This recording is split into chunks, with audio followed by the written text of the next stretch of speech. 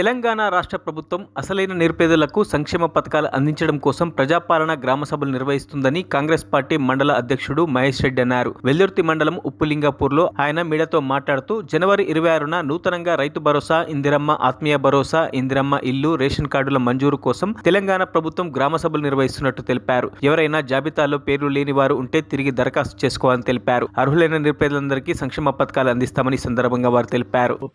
లాంఛనంగా ప్రారంభిస్తూ ఉన్నది. ఇటు సందర్భాన్ని పురస్కరించుకొని గ్రామాలలో సర్వే పూర్తి చేసుకొని మరి 21, 22, 23 తేదీలలో గ్రామాలలో గ్రామ సభలు నిర్వహిస్తూ ఉన్నాయి.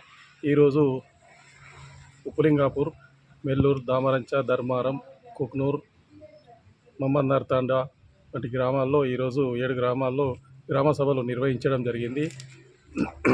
మరి పేద ప్రజలకు లబ్ధి చేకూర్చాలనే లక్ష్యంతో ఇందిరమ్మ ఆత్మీయ భరోసా పథకాన్ని ప్రవేశపెట్టడం జరిగింది. ఆత్మీయ భరోసాలో మరి సంవత్సరానికి 12,000 ఇస్తామని ప్రభుత్వం ప్రకటించడం జరిగింది. ఎవరికైతే జాబ్ కార్డులో పేరు ఉండి 23, 24 సంవత్సరంలో 20 రోజులు పని దినములు చేసినటువంటి వారికి మరి సంవత్సరానికి 12,000 2 విడతలుగా ఇవ్వడం జరుగుతుంది. అదేవిధంగా రేషన్ కార్డులు కూడా ప్రతి ఒక్కరికి ఇవ్వడం జరుగుతూ ఉన్నది. ఈరోజు గ్రామ సభలలో మరి లిస్టు ప్రదర్శించి చదివి వినిపించడం జరిగింది.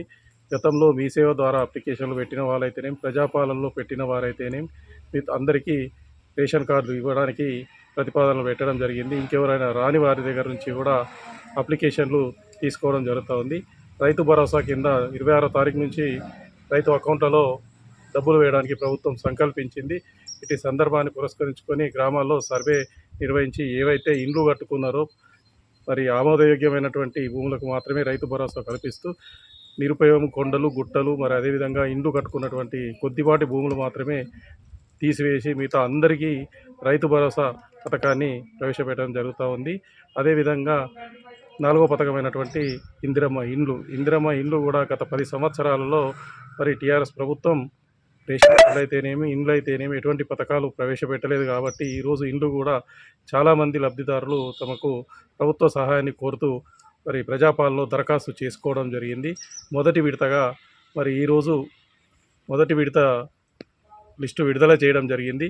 అట్టి లిస్టులలో కేవలం ఏంటంటే వితంతువులు, వికలాంగులు, పూరి గుడిసెలు ఉన్నవాళ్ళు, టాపర్లు, రేకులు వేసుకున్నవారు, మరి పెంకుటిండ్ల వరకు ఉన్నటువంటి లబ్ధిదారుల లిస్టు రావడం జరిగింది. వీరిని స్థలం ఉండి ఎవరికైతే పక్కా ఇల్లు, స్లాబ్ ఇల్లు లేదో వాళ్ళకు మాత్రం మొదటి విడతలో ఇవ్వడం జరిగింది.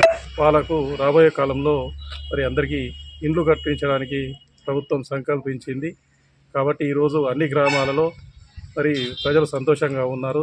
ఎందుకంటే కొద్దిపాటి ఎవరైతే మిస్ అయినాయో వాళ్ళందరూ అప్లికేషన్ల ద్వారా పెట్టుకున్న తర్వాత 26వ తారీఖు వరకు పూర్తిగా అందరి పేర్లు లిస్టులో వస్తాయి. అందరికీ పథకాలు ప్రతి పేదవాడికి చేరే విధంగా మరి మా పార్టీ నాయకులు, కార్యకర్తలు కూడా అధికారులకు అనుసంధానంగా ఉంటూ పూర్తి స్థాయిలో సహకరిస్తూ ప్రభుత్వ పథకాలను ప్రజల్లోకి తీసుకునే విధంగా కృషి చేస్తూ ఉన్నాం.